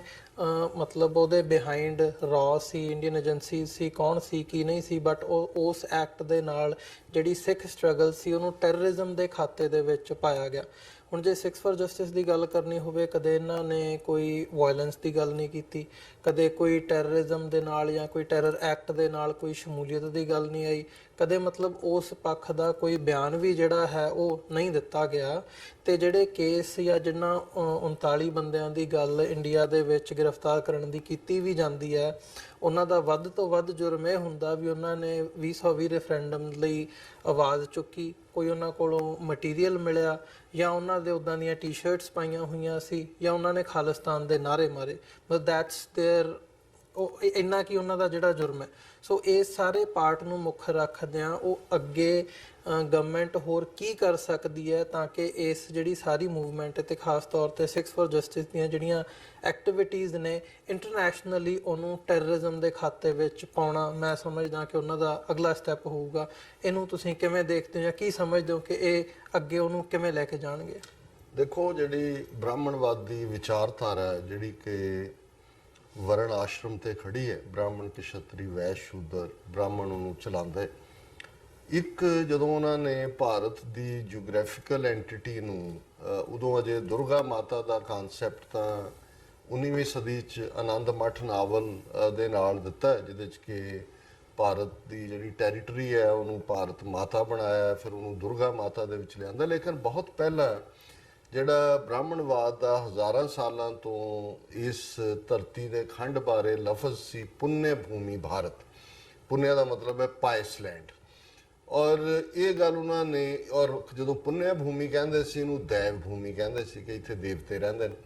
ਸੋ ਜ਼ਾਹਰ ਹੈ ਜਿਹੜੇ ਮੂਲ ਰੂਪ ਦੇ ਉੱਥੇ ਰਹਿਣ ਵਾਲੇ ਲੋਕ ਸੀ ਜਿਨ੍ਹਾਂ ਤੋਂ ਇਹਨਾਂ ਨੇ ਉਸ ਧਰਤੀ ਨੂੰ ਖੋਇਆ, ਦਰਾਵੜ, ਉਹਨਾਂ ਦੇ ਲਈ ਲਫ਼ਜ਼ ਰਾਖਸ਼ਸ ਸੀ। ਸੋ ਇੱਕ ਪਾਸੇ ਤਾਂ ਉਹਨਾਂ ਨੇ ਵਿਦਨ ਦਾ ਕੰਟਰੀ, ਜਿਹੜਾ ਵਿਦਨ ਉਸ ਖਿੱਤੇ ਦੇ ਵਿੱਚ ਦਰਾਵੜਾਂ ਨੂੰ ਬਿਲਕੁਲ ਖੂੰਜੇ ਲਾ ਕੇ, ਔਰ ਜਿਵੇਂ ਜੇ ਅੱਜ ਅਸੀਂ ਮੂਲ ਨਿਵਾਸੀਆਂ ਦਾ ਜਿਹੜਾ ਰੀਰਾਈਟ ਕੀਤੀ ਜਾ ਰਹੀ ਹੈ ਹਿਸਟਰੀ ਦੇਖੀਏ ਤੇ ਉਹ ਇਸ ਗੱਲ ਨੂੰ ਹੀ ਕਹਿੰਦੇ ਨੇ ਕਿ ਜੀ ਇੱਥੋਂ ਦੇ ਮੂਲ ਵਾਸੀ ਦਰਾਵੜ, ਔਰ ਇਹਨਾਂ ਨੇ ਰਾਖਸ਼ਸ ਬਣਾ ਕੇ ਸਾਨੂੰ ਮਾਰਿਆ, ਔਰ ਇਹਨਾਂ ਦੇ ਜਿਹੜੇ ਰਿਸ਼ੀ ਮੁਨੀ ਦੇਵਤੇ ਇਹ ਉਹ ਬਣਾਏ ਹੋਏ ਨੇ, ਅਸਲ ਦੇ ਵਿੱਚ ਇਹਨਾਂ ਨੇ ਡਿਮੋਨਾਈਜ਼ ਕੀਤਾ। ਉਹ ਹਰਨਾਕਸ਼ ਹੋਏ, ਉਹ ਰਾਵਣ ਹੋਏ, ਜਾਂ ਦੂਸਰੇ ਜਿਹੜੇ ਮੂਲ ਲੋਕ ਸੀ ਉਹਨਾਂ ਨੂੰ ਉਹਨਾਂ ਨੇ ਰਾਖਸ਼ਸ ਬਣਾ ਕੇ ਐਲੀਮੀਨੇਟ ਕੀਤਾ ਜਿਵੇਂ ਵੀ ਕਰ ਸਕਦੇ ਸੀ, ਔਰ ਵੈਸੇ ਵੀ ਹਿਸਟਰੀ 'ਚ ਬਦਨਾਮ ਕੀਤਾ। ਇੱਕ ਗੱਲ ਜਿਹੜੀ ਇਸ ਸਾਰੇ ਚੋਂ ਨਿਕਲਦੀ ਹੈ ਕਿ ਇੱਕ ਇਹਨਾਂ ਦਾ ਜਿਹੜੀ ਸੀ ਡਿਕਰੀ ਸੀ ਜਾਂ ਆਦੇਸ਼ ਸੀ ਕਿ ਜਿਹੜਾ ਵੀ ਪੁੰਨਿਆ ਭੂਮੀ ਭਾਰਤ ਤੋਂ ਬਾਹਰ ਜਾਂਦਾ ਹੈ ਜੀ, ਉਹ ਐਕਸੈਪਟੇਬਲ ਨਹੀਂ ਹੈ, ਉਹ ਮਲੇਛ ਹੈ, ਉਹਨੂੰ ਪੂਰਾ ਬਾਈਕਾਟ ਕੀਤਾ ਜਾਏ ਸਾਰੇ ਚੋਂ। ਔਰ ਜ਼ਾਹਰ ਹੈ ਜਿਹੜਾ ਬਾਹਰੋਂ ਆਇਆ ਉਹ ਵੀ ਮਲੇਛ ਹੈ ਕਿਉਂਕਿ ਉਹ ਪੁੰਨਿਆ ਭੂਮੀ ਭਾਰਤ ਦਾ ਹਿੱਸਾ ਨਹੀਂ ਹੈ। ਮੈਂ ਕਈ ਵਾਰ ਬਚਪਨ 'ਚ ਜਦੋਂ ਮੈਂ ਇਸ ਸਾਰੇ ਨੂੰ ਦੇਖਦਾ, ਔਰ ਉਹਦੇ ਥੱਲੇ ਈਵਨ ਜਿਹੜੇ ਬਾਹਰ ਜਾਂਦੇ ਸੀ ਉਹਨਾਂ ਨੂੰ ਭਾਈਚਾਰੇ 'ਚੋਂ ਵੀ ਕੱਢ ਦਿੱਤਾ ਜਾਂਦਾ ਸੀ। ਗੁਜਰਾਤੀ ਸਮਾਜ ਜਿਹਨੂੰ ਅੱਜ ਮੋਦੀ ਔਰ ਅਮਿਤ ਸ਼ਾਹ ਰਿਪਰੈਜ਼ੈਂਟ ਕਰਦੇ ਨੇ, ਕਦੇ ਗਾਂਧੀ ਔਰ ਪਟੇਲ ਵੀ ਉਹੀ ਗੁਜਰਾਤੀ, ਇਹਨਾਂ 'ਚੋਂ ਵੀ ਜਿਹੜੇ ਬਾਹਰ ਗਏ ਇੱਕ ਸਟੇਜ ਤੇ ਉਹਨਾਂ ਨੂੰ ਆਪਣੀ ਬਰਾਦਰੀ 'ਚੋਂ ਕੱਟ ਆਫ ਕੀਤਾ ਜਾਂਦਾ ਸੀ ਕਿ ਜੀ ਇਹ ਬਾਹਰ ਗਏ। ਔਰ ਮੈਂ ਹਮੇਸ਼ਾ ਇਹ ਸੋਚਦਾ ਸੀ ਕਿ ਵੀ ਇੱਕ ਪਾਸੇ ਤਾਂ ਇਹ ਆਪਣੇ ਆਪ ਨੂੰ ਇਹ ਕਹਿੰਦੇ ਨੇ ਕਿ ਜੀ survey ਭਵੰਤੂ ਨਿਰਾਮਯ survey Santu ਸੁਖਿਨਾ survey Santu ਨਿਰਾਮਯ, ਕੇ ਸਾਰੇ ਸੁਖੀ ਹੋਣ, ਸਾਰੇ ਅਰੋਗ ਹੋਣ। ਪਰ ਐਸੀ ਕੀ ਗੱਲ ਹੈ? ਪਰ ਜਿਸ ਅੰਦਾਜ਼ ਦੇ ਵਿੱਚ ਇਹਨਾਂ ਨੇ ਸਿੱਖਾਂ ਨੂੰ ਟਾਰਗੇਟ ਕੀਤਾ, 80s 'ਚ ਡਾਇਸਪੋਰਾ ਸਿੱਖਾਂ ਨੂੰ, ਜਿਵੇਂ ਤੁਸੀਂ ਏਅਰ ਇੰਡੀਆ ਕ੍ਰਿਸ਼ਕਾ ਦੀ ਗੱਲ ਕੀਤੀ, ਜਾਂ ਇਸ ਸਾਰੇ ਪੀਰੀਅਡ ਜਿੱਥੇ ਜਿੱਥੇ ਸਿੱਖਾਂ ਦਾ ਪ੍ਰਭਾਵ ਬਣ ਰਿਹਾ ਹੈ, ਉਹਨਾਂ ਮੁਲਕਾਂ ਨੂੰ ਹੀ, ਉਹਨਾਂ ਦੀਆਂ ਹਕੂਮਤਾਂ ਨੂੰ ਟਾਰਗੇਟ ਕੀਤਾ। ਤਾਂ ਫਿਰ ਇੱਕ ਗੱਲ ਦੇਖਣ ਵਾਲੀ ਹੈ ਕਿ ਬ੍ਰਾਹਮਣ ਇਸ ਗੱਲ ਨੂੰ ਬਹੁਤ ਚੰਗੀ ਤਰ੍ਹਾਂ ਸਮਝਦਾ ਸੀ ਕਿ ਜਿਹੜੇ ਬਾਹਰ ਜਾਣਗੇ ਲਿਬਰੇਟ ਹੋਣਗੇ ਮੈਂਟਲੀ, ਤੇ ਜਿਹੜੇ ਲਿਬਰੇਟ ਹੋਏ ਲੋਕ ਨੇ ਉਹ ਲਿਬਰੇਟਿਡ ਆਈਡੀਆਜ਼ ਦੇ ਨਾਲ ਕਦੇ ਵੀ ਇਹ ਇਨਸਾਨੀ ਸੁਸਾਇਟੀ ਦੀ ਵਰਸਟ ਜਿਹੜੀ ਅਪਾਰਥਾਈਡ ਹੈ, ਵਰਸਟ ਰੇਸਿਜ਼ਮ ਹੈ, ਜ਼ਾਤ-ਪਾਤ, ਉਹਨੂੰ ਐਕਸੈਪਟ ਨਹੀਂ ਕਰਨਗੇ। ਉਹ ਬ੍ਰਾਹਮਣ ਦੀ ਡੋਮੀਨੈਂਸ ਜਿਹੜੀ ਕੱਲੀ ਰਿਲੀਜੀਅਸ ਅਰੀਨਾ 'ਚ ਨਹੀਂ ਹੈ, ਸੋਸ਼ਲ ਪੋਲੀਟਿਕ, ਜੰਮਣ ਤੋਂ ਮਰਨ ਤੱਕ, ਮਰਨ ਤੋਂ ਬਾਅਦ ਵੀ ਸਾਹ ਨਹੀਂ ਲੈਣ ਦਿੰਦੇ। ਉਹ ਵੀ ਕਦੇ ਪਿੰਡ ਭਰਾਣੇ ਨੇ, ਤੇ ਕਿਤੇ ਸਰਾਧ ਨੇ, ਤੇ ਕਿਤੇ ਮਰ ਗਿਆਂ ਦੀਆਂ ਜੂਨਾਂ ਨੇ, ਤੇ ਉਹਨਾਂ ਦੀ ਕਲਿਆਣ ਹੈ। ਉਹ ਕਾਵਾਂ ਨੂੰ ਜਿਹੜਾ ਪਾਣਦਾ ਹੈ ਕਿ ਜੀ ਕਾਂ ਤੁਹਾਡੇ ਪਿਤਰਾਂ ਤੱਕ ਪਹੁੰਚਾ ਦਿੰਦੇ ਨੇ। ਸੋ ਕੁੱਲ ਮਿਲਾ ਕੇ ਉਹ ਇਹ ਸਮਝਦੇ ਸੀ ਕਿ ਜਿਹੜਾ ਬਾਹਰ ਚਲਾ ਗਿਆ ਉਹ ਆ ਕੇ ਚੈਲੰਜ ਕਰੇਗਾ ਉਸ ਥਾਟ ਨੂੰ। ਸੋ ਮੈਂ ਇਹ ਸਮਝਦਾ ਵੀ ਇੱਕ ਗੱਲ ਤਾਂ ਇਹ ਬੜੀ ਕੰਸਿਸਟੈਂਟ ਹੈ ਕਿ ਉਹ ਇਹ ਸਮਝਦੇ ਨੇ ਕਿ ਵੀ ਅਸੀਂ ਪੰਜਾਬ ਵਿੱਚ ਇੱਕ ਜਨਰੇਸ਼ਨ ਮਾਰ ਦਿੱਤੀ ਸਿੱਧੇ ਤੌਰ ਤੇ, ਦੂਸਰੀ ਡਰੱਗਸ ਦੇ ਹਵਾਲੇ ਕਰ ਦਿੱਤੀ, ਤੀਸਰੀ ਬ੍ਰੇਨ ਵਾਸ਼ ਕਰ ਰਹੇ ਹਾਂ ਅਸੀਂ। ਜਿਸ ਲੈਵਲ ਤੇ ਸਕੂਲੀ ਸਿਲੇਬਸ ਬਦਲਿਆ ਜਾ ਰਿਹਾ ਹੈ, ਯੂਨੀਵਰਸਿਟੀਆਂ ਦਾ ਬਦਲਿਆ ਜਾ ਰਿਹਾ ਹੈ, ਕਨਫਿਊਜ਼ਨ। ਔਰ ਦੂਸਰੀ ਗੱਲ ਦਾ ਧਿਆਨ ਰਹੇ, ਬ੍ਰਾਹਮਣਵਾਦ, ਜਦੋਂ ਮੈਂ ਬ੍ਰਾਹਮਣ ਕਹਿੰਦਾ ਸੀ ਕਿਸੇ ਇੰਡੀਵਿਜੂਅਲ ਜਾਂ ਕਿਸੇ ਧਰਮ ਦੇ ਖਿਲਾਫ, ਇੱਕ ਆਈਡੀਓਲੋਜੀ ਹੈ, ਵਿਚਾਰਧਾਰਾ। ਜਿਸ ਤਰ੍ਹਾਂ ਕਮਿਊਨਿਜ਼ਮ, ਫਾਸ਼ਿਜ਼ਮ, ਨਾਜ਼ੀਜ਼ਮ, ਇਸ ਤਰ੍ਹਾਂ ਬ੍ਰਾਹਮਣਿਜ਼ਮ ਹੈ। ਔਰ ਉਹਨੂੰ ਖੁਦ ਬੜੇ ਫਖਰ ਨਾਲ ਅੱਜ ਹਿੰਦੂਤਵਾ ਕਹਿੰਦੇ ਨੇ। ਸੋ ਇੱਕ ਪਾਰਟ ਜਿਹੜਾ ਬ੍ਰਾਹਮਣਿਜ਼ਮ ਦੀ ਵਿਚਾਰਧਾਰਾ ਦਾ ਇਨਸੈਪਰੇਬਲ ਹਿੱਸਾ ਹੈ, ਉਹ ਇਹੀ ਹੈ ਕਿ ਸਵਾਲ ਨਹੀਂ ਕਰਨਾ। ਜਸਟ ਇਹ ਸ਼ਾਸਤਰਾਂ 'ਚ ਲਿਖਿਆ, ਵੇਦਾਂ 'ਚ ਲਿਖਿਆ, ਵੇਦ ਬ੍ਰਹਮਾ ਦੇ ਮੂੰਹ 'ਚੋਂ ਆਏ ਨੇ, ਇਸ ਲਈ ਵੇਦ ਗਲਤ ਨਹੀਂ ਹੋ ਸਕਦੇ, ਇਸ ਲਈ ਤੁਸੀਂ ਉਹਨੂੰ ਚੈਲੰਜ ਨਹੀਂ ਕਰ ਸਕਦੇ। ਸੋ ਇਸ ਸਾਰੇ ਦੇ ਥੱਲੇ ਲੰਬੇ ਵਕਤ ਤੋਂ, ਔਰ ਉਹਦਾ ਹੀ ਨਤੀਜਾ ਹੈ, ਕੱਲ ਕਿਸੇ ਨੇ ਇੱਕ ਬੜਾ ਅੱਛਾ ਕਮੈਂਟ ਮੈਨੂੰ ਲੱਗਾ, ਉਹਨੇ ਸੋਸ਼ਲ ਮੀਡੀਆ ਤੇ ਪਾਇਆ ਹੋਇਆ ਸੀ ਕਿ ਅਨਪੜ੍ਹ ਸਾਧ ਔਰ ਇਹਨਾਂ ਦੇ ਖੂਨੀ ਯੋਗੀ ਔਰ ਪਖੰਡੀ ਉਹ ਸਦਨ 'ਚ ਪਹੁੰਚ ਗਏ ਨੇ, ਪਾਰਲੀਮੈਂਟ ਵੱਲ ਜਾ ਰਹੇ ਨੇ, ਔਰ ਜਿਹੜੇ ਪੜ੍ਹੇ ਲਿਖੇ ਨੇ ਉਹ ਮੰਦਰਾਂ ਵੱਲ ਦੌੜ ਰਹੇ ਨੇ। ਸੋ ਜ਼ਾਹਰ ਹੈ ਕਿ ਇਹ ਉਸ ਬ੍ਰਾਹਮਣਵਾਦ ਦਾ ਹੀ ਕਮਾਲ ਹੈ ਕਿ ਉਹਨਾਂ ਨੇ ਜਿਸ ਅੰਦਾਜ਼ ਦੇ ਵਿੱਚ ਲੋਕਾਂ ਨੂੰ, ਇਹ ਪਹਿਲਾਂ ਤਾਂ ਇਹ ਕਿ ਜੀ ਵੇਦ ਬੜੀ ਵੱਡੀ ਚੀਜ਼ ਹੈ, ਫਿਰ ਉਹਨਾਂ ਨੇ ਵਿੱਚ ਹੈ ਕਿ ਜੀ ਸਾਡਾ ਪ੍ਰਾਚੀਨ ਭਾਰਤ ਗੌਰਵ, ਇੱਕ ਇਮੈਜਿਨਰੀ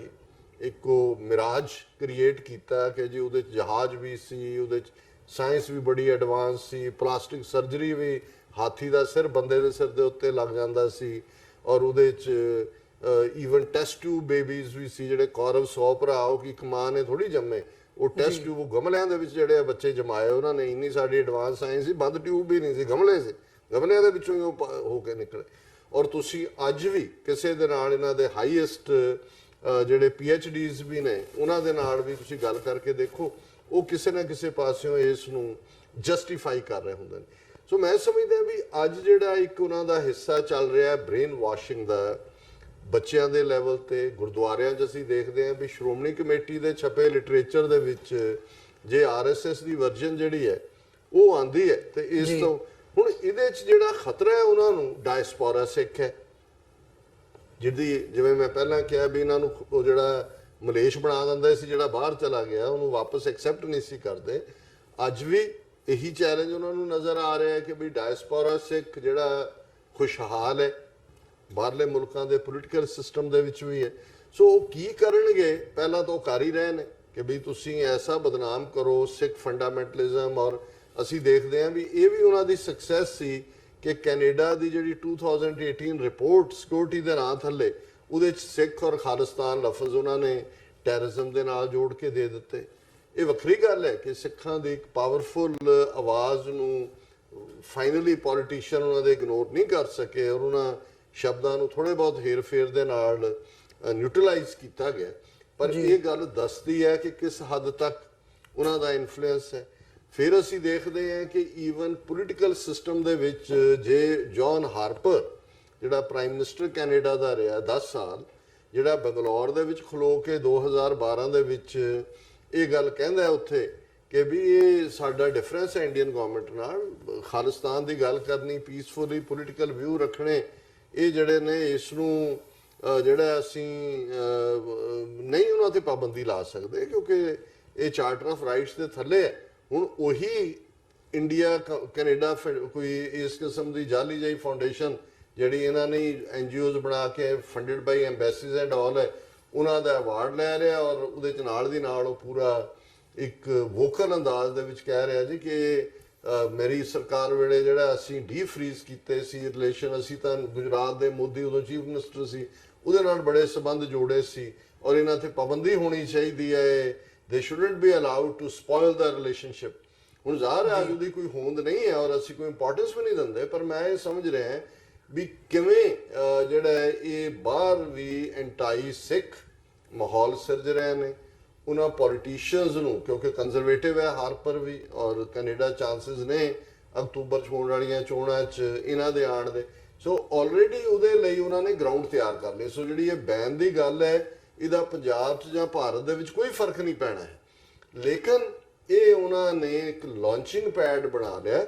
ਜਿਹਦੇ ਥੱਲੇ ਉਹ ਬਾਹਰ ਐਂਟਾਈ ਸਿੱਖ, ਐਂਟਾਈ ਖਾਲਿਸਤਾਨ ਔਰ ਇਹਦੇ ਐਂਬਿਟ 'ਚ ਕੱਲਾ ਸਿੱਖਸ ਫਾਰ ਜਸਟਿਸ ਨਹੀਂ ਹੋਏਗਾ। ਔਰ ਮੈਨੂੰ ਵੈਸੇ ਹੁਣ ਤੱਕ ਇਸ ਗੱਲ ਦੀ ਹੈਰਾਨੀ ਹੈ, ਮੈਂ ਕਿਉਂਕਿ ਟਰੈਵਲ ਕਰ ਰਿਹਾ, ਮੈਨੂੰ ਨਹੀਂ ਪਤਾ ਕੋਈ ਸਟੇਟਮੈਂਟਸ ਆਈਆਂ ਹੋਣ ਪਾਰਟੀਆਂ ਦੀਆਂ, ਸਿੱਖ ਪਾਰਟੀਆਂ ਦੀਆਂ ਤੇ ਮੀਡੀਆ ਨੇ ਨਾਲ ਆਈਆਂ ਹੋਣ, ਪਰ ਕਿਸੇ ਵੀ ਸਿੱਖ ਪੋਲੀਟੀਕਲ ਪਾਰਟੀ ਜਾਂ ਜਿਹੜੇ ਪੰਥਕ ਫੀਲਡ 'ਚ ਕੰਮ ਉਹਨਾਂ ਵੱਲੋਂ ਕੋਈ ਇਸ ਗੱਲ ਦੀ ਸਟਰੋਂਗ ਕੰਡੈਮਨੇਸ਼ਨ ਨਾ ਆਣੀ, ਕੋਈ ਨਾ ਪੱਖੀ ਨਾ ਆਣਾ ਉਹਨਾਂ ਨੂੰ, ਇਹ ਜਿਹੜਾ ਇੱਕ ਸ਼ਰਮ ਦੀ ਗੱਲ ਹੈ। ਔਰ ਮੈਂ ਸਮਝਦਾ ਕਿ ਵੀ ਇਹ ਗੱਲ ਯਾਦ ਰੱਖਣੀ ਚਾਹੀਦੀ ਹੈ। ਅੱਜ ਉਹ ਸਮਝਦੇ ਹੋਣਗੇ ਕਿ ਜੀ ਚਲੋ ਇੱਕ ਜਿਹੜਾ ਉਹ ਕਾਬੂ ਆਇਆ ਹੈ ਆਰਗੇਨਾਈਜੇਸ਼ਨ ਦਾ ਢਾਂਚਾ, ਲੇਕਿਨ ਇਹ ਫਿਰ ਯਾਦ ਰੱਖਣ ਵਾਲੀ ਗੱਲ ਹੈ ਵੀ ਜਿਨ੍ਹਾਂ ਦੇ ਨਾਲ ਵਾਹ ਪੈ ਰਿਹਾ ਇਹ ਉਹੀ ਨੇ ਜਿਹੜੀ ਗੱਲ ਇੱਕ ਰਬਾਈ ਨੇ ਨਾਜ਼ੀਆਂ ਦੇ ਜ਼ੁਲਮ ਦੇ ਵੇਲੇ ਕਹੀ ਸੀ ਕਿ they came after a Catholic, I was silent as I was not a Catholic. They came after a communist, I was silent as I was not a communist. They came after a civil libertarian, I was silent, I was not the one. They came after a Jew, I was silent as I was not a Jew. Then they came after me and nobody was left to speak for me. ਕਿ ਵੀ ਕਿਵੇਂ ਕੱਲੇ ਕੱਲੇ ਨੂੰ ਜਦੋਂ target ਇਸ ਮਾਮਲੇ 'ਚ ਤਾਂ ਸਿੱਖੇ ਸਮਝਣ ਜੀ ਅੱਜ ਤਾਂ ਬੜੇ ਗਰਮ ਖਿਆਲੀਏ ਸਿੱਖਾਂ ਦਾ ਗਰੁੱਪ ਕਾਬੂ ਆਇਆ, ਫਿਰ ਲੱਗੇ ਜੀ ਇਹ ਤਾਂ ਸਿਰਫ ਅਕਾਲੀ ਕਾਬੂ ਜਿਹੜੇ ਨੇ ਉਹਨਾਂ ਦੇ ਵਿੱਚ ਜਿਹੜੇ ਰੈਡੀਕਲ ਐਲੀਮੈਂਟ ਅਕਾਲੀਆਂ ਦੇ ਬਣ ਗਏ ਉਹ ਆਏ ਨਾਮਧਾਰੀਏ ਤੇ ਦੂਜੇ ਇਹ। ਔਰ ਸਿੱਖਾਂ ਨੂੰ ਯਾਦ ਰੱਖਣਾ ਚਾਹੀਦਾ ਹੈ ਕਿ ਜੋ ਭਾਰਤ ਦੇ ਵਿੱਚ ਵਾਪਰੇ ਨਵੰਬਰ 84 ਦੀ ਨਸਲਕੁਸ਼ੀ ਵੇਲੇ ਉਹਨਾਂ ਨੇ ਨਹੀਂ ਸੀ ਦੇਖਿਆ ਵੀ ਪੱਗ ਦਾ ਰੰਗ ਚਿੱਟਾ ਹੈ, ਲਾਲ ਹੈ, ਨੀਲਾ ਹੈ, ਪੀਲਾ ਹੈ ਵੀ ਹੈ ਪੱਗ ਕੇ ਨਹੀਂ ਹੈ, ਕੜੇ ਦਾ ਕੜਾ ਸੋਨੇ ਦਾ ਕਿ ਲੋਹੇ ਦਾ ਹੈ, ਉਹਨਾਂ ਦੀ ਗੱਡੀ ਜਾਂ ਟਰੱਕ ਦੇ ਅੱਗੇ ਖੰਡਾ ਲੱਗਾ ਹੈ ਕਿ ਕਿਰਪਾਨ ਲੱਗੀ ਹੈ। ਪੰਜਾਬੀ ਬੋਲਣ ਵਾਲੇ ਵੀ ਉਸ ਦਾ ਟਾਰਗੇਟ ਬਣੇ ਸੀ। ਸੋ ਅੱਜ ਤਾਂ ਸਿੱਧਾ ਜਿਹੜਾ ਇਹਨਾਂ ਦਾ ਏਜੰਡਾ ਉਹ ਗੁੰਡਾਗਰਦੀ ਤੇ ਬੇਸਡ ਉਸ ਹਿੰਦੂ ਰਾਸ਼ਟਰ ਨੂੰ ਕਾਇਮ ਕਰਨ ਦੇ ਲਈ ਸਰਕਾਰੀ ਸਰਪ੍ਰਸਤੀ ਵੀ, ਅਦਾਲਤਾਂ ਦਾ ਰਵੱਈਆ ਜੋ ਅਸੀਂ ਦੇਖ ਰਹੇ ਹਾਂ ਪੰਜਾਬ ਦੇ ਹਵਾਲੇ ਨਾਲ, ਉਹ 4 ਸਿੱਖ ਨੌਜਵਾਨ ਜਿਨ੍ਹਾਂ ਨੂੰ ਉਮਰ ਕੈਦ ਦੀ ਸਜ਼ਾ ਦਿੱਤੀ ਗਈ ਕਿ ਉਹਨਾਂ ਦੇ ਕੋਲੋਂ ਸ਼ਹੀਦਾਂ ਦੇ ਜੀਵਨ ਦੇ ਨਾਲ ਸੰਬੰਧਿਤ ਪੁਸਤਕਾਂ ਮਿਲੀਆਂ। ਔਰ ਅੱਜ ਜੇ ਇਸ ਕਿਸਮ ਦੇ ਮਾਹੌਲ ਦੇ ਵਿੱਚ ਸਿੱਖ ਯਕ ਜ਼ਬਾਨ ਹੋ ਕੇ ਸੋਲੀਡੈਰਿਟੀ ਦੇ ਨਾਲ ਇਹਨਾਂ ਨੂੰ ਚੈਲੰਜ ਨਹੀਂ ਕਰਦੇ ਤਾਂ ਮੈਂ ਸਮਝਦਾ ਵੀ ਇਹ ਸਾਡੀ ਸਾਰੀ ਕੌਮ ਦੇ ਲਈ ਇੱਕ ਸੁਸਾਈਡਲ ਗੱਲ ਹੈ ਕਿ ਅਸੀਂ ਜਿਹੜਾ ਇਹਨਾਂ ਨੂੰ ਜਿਹੜਾ ਡਾਇਰੈਕਟਲੀ ਚੈਲੰਜ ਕਰਕੇ ਉਹਨਾਂ ਨੂੰ ਐਕਸਪੋਜ਼ ਕਰਨਾ ਚਾਹੀਦਾ। ਔਰ ਮੈਂ ਸਮਝਦਾ ਜੀ ਸਿੱਖਸ ਫਾਰ ਜਸਟਿਸ ਨੇ ਕੈਨੇਡਾ 'ਚ ਜਿਹੜਾ ਇਹਨਾਂ ਦੇ ਉੱਤੇ ਡਿਫੇਮੇਸ਼ਨ ਔਰ ਕ੍ਰਿਮੀਨਲ ਕੇਸ ਫਾਈਲ ਕੀਤਾ ਕਿ ਵੀ ਇਹ ਕਿਵੇਂ ਬਦਨਾਮ ਕਰਨ ਦੀ ਕੋਸ਼ਿਸ਼ ਕਰ ਰਹੇ ਨੇ, ਇਹ ਜ਼ਰੂਰੀ ਹੈ। ਲੇਕਿਨ ਸਿੱਖਾਂ ਨੂੰ ਇਹ ਲੜਾਈ ਉੱਥੇ ਵੀ ਔਰ ਇੱਥੇ ਵੀ ਪੋਲੀਟੀਕਲੀ ਲੜਨੀ ਪਏਗੀ। ਬੇਸ਼ੱਕ ਸਾਡਾ ਦੁਸ਼ਮਣ ਬਹੁਤ ਪਾਵਰਫੁਲ ਹੈ, ਬਹੁਤ ਜਿਹੜਾ ਉਹਨਾਂ ਦੇ ਵਸੀਲੇ ਨੇ, ਅਸੀਂ ਬਹੁਤ ਛੋਟੇ ਹਾਂ, ਪਰ ਮੈਂ ਇਹ ਗੱਲ ਦੀ ਯਾਦ ਦਹਾਨੀ ਕਰਵਾਉਣਾ ਚਾਹੁੰਦਾ ਕਿ ਉਹੀ ਅਫਗਾਨ ਜਿਹੜੇ ਕਿ ਦਹਿਸ਼ਤਗਰਦ ਬਣਾ ਕੇ ਗੁਆਟਾਨਾਮਾ ਬੇਚ ਰੱਖੇ ਹੋਏ ਸੀ, ਉਹਨਾਂ ਨਾਲ ਅੱਜ ਅਮਰੀਕਾ ਔਰ ਇੰਟਰਨੈਸ਼ਨਲ ਦੂਸਰੇ ਕਮਿਊਨਿਟੀ ਨੇਸ਼ਨਸ ਜਿਹੜੇ ਨੇ ਉਹ ਗੱਲਬਾਤ ਕਰਕੇ ਸਮਝੌਤੇ ਤੇ ਅਪੜਨਾ ਚਾਹੁੰਦੇ ਨੇ। ਔਰ ਇਹ ਹੁੰਦੀ ਹੈ ਵਿਲ, ਜਦੋਂ ਲੋਕ ਖਲੋ ਜਾਂਦੇ ਨੇ। ਅਫਗਾਨਾਂ ਦੀ ਆਬਾਦੀ ਵੀ ਸਾਡੇ ਜਿੰਨੀ ਹੈ, ਜਿੰਨੇ ਸਾਡੇ ਕੋਲ ਵਸੀਲੇ ਨੇ, ਜਿੰਨੀ ਵੱਡੀ ਕਮਿਊਨਿਟੀ ਸਾਡੀ ਡਾਇਸਪੋਰਾ 'ਚ ਹੈ। ਅਫਗਾਨ ਤਾਂ ਅੱਜ ਵੀ ਉਸੇ ਹੀ ਆਪਣੇ ਜਿਓਗ੍ਰਾਫਿਕਲ ਸੈਟਅਪ 'ਚ ਰਹਿ ਰਹੇ ਨੇ, ਬੇਵਸੀਲਾ, ਔਰ ਉਹੀ ਉਹਨਾਂ ਦਾ ਰਵਾਇਤੀ ਅੰਦਾਜ਼। ਪਰ ਉਹਨਾਂ ਨੇ ਇਹ ਦੱਸ ਦਿੱਤਾ ਹੈ ਕਿ ਗੁਲਾਮ ਉਹ ਬਣਦਾ ਹੈ ਜੋ ਗੁਲਾਮ ਰਹਿਣਾ ਚਾਹੁੰਦਾ ਹੈ, ਜੋ ਗੁਲਾਮ ਨਹੀਂ ਰਹਿਣਾ ਚਾਹੁੰਦਾ ਉਹਨੂੰ ਕੋਈ ਗੁਲਾਮ ਨਹੀਂ ਬਣਾ ਸਕਦਾ। ਜੀ ਬਿਲਕੁਲ। ਸੋ ਡਾਕਟਰ ਸਾਹਿਬ ਬਹੁਤ ਤੁਹਾਡਾ ਬਹੁਤ ਧੰਨਵਾਦ। ਜਿਹੜੇ ਸਾਡੇ ਦਰਸ਼ਕ ਇਸ ਵਕਤ ਸਾਡੇ ਨਾਲ ਜੁੜੇ ਹੋਏ ਨੇ, ਜਿਵੇਂ ਡਾਕਟਰ ਸਾਹਿਬ ਨੇ ਸਾਰੀ ਆਪਣੀ ਇਸ ਵਿਚਾਰਾਂ ਦੇ ਵਿੱਚ ਇਹੀ ਗੱਲ ਮੈਂ ਕਨਕਲੂਜਨ ਦੇ ਵਿੱਚ ਕਹੂੰਗਾ ਜੋ ਡਾਕਟਰ ਸਾਹਿਬ ਨੇ ਕਹੀ ਹੈ ਕਿ ਜਿਹੜੀ ਇਹ ਗੱਲ ਹੈ ਇਹ ਇੱਥੇ ਨਹੀਂ ਰੁਕੇਗੀ। ਇਹਦਾ ਜਿਹੜਾ ਇੰਪੈਕਟ ਹੈ ਇਹ ਆਉਣ ਵਾਲੇ ਸਮੇਂ ਦੇ ਵਿੱਚ ਦੇਖਣਾ ਹੋਵੇਗਾ ਕਿ ਬਾਹਰ ਜਿਹੜੀਆਂ ਕੈਨੇਡਾ, ਨਾਰਥ ਅਮਰੀਕਾ ਦੇ ਵਿੱਚ ਤੇ ਯੂਰਪ ਦੇ ਵਿੱਚ ਜਿਹੜੀਆਂ ਐਕਟੀਵਿਟੀਜ਼ ਹੈਗੀਆਂ ਨੇ ਸਿੱਖਾਂ ਦੀਆਂ, ਉਹਨੂੰ ਕਰਟੇਲ ਕਰਨ ਦੇ ਲਈ ਇਸ ਬੈਨ ਨੂੰ ਜਿਹੜਾ ਸਿੱਖਸ ਫॉर ਜਸਟਿਸ ਤੇ ਇੰਡੀਅਨ ਗਵਰਨਮੈਂਟ ਵੱਲੋਂ ਇਸ ਵਕਤ ਲਾਇਆ ਗਿਆ ਕਿਵੇਂ ਵਰਤਿਆ ਜਾ ਸਕਦਾ ਹੈ। ਤੇ ਸੋ ਇਹਨਾਂ ਹੀ ਸ਼ਬਦਾਂ ਦੇ ਨਾਲ ਅਸੀਂ ਇੱਕ ਇੱਥੇ ਛੋਟੀ ਜੀ ਬ੍ਰੇਕ ਲਵਾਂਗੇ ਤੇ ਦੂਜੇ ਸੈਗਮੈਂਟ ਦੇ ਵਿੱਚ ਜਿਹੜੇ ਹੋਰ ਟੌਪਿਕਸ ਨੇ ਉਹਨਾਂ ਦੇ ਉੱਤੇ ਜਿਹੜੀ ਅਸੀਂ ਇਹ ਵਿਚਾਰ ਚਰਚਾ ਹੈ ਉਹ ਜਾਰੀ ਰੱਖਾਂਗੇ। ਸੋ ਇੱਕ ਛੋਟੀ ਜੀ ਬ੍ਰੇਕ ਤੋਂ ਬਾਅਦ ਮੁਲਾਕਾਤ ਹੁੰਦੀ ਹੈ।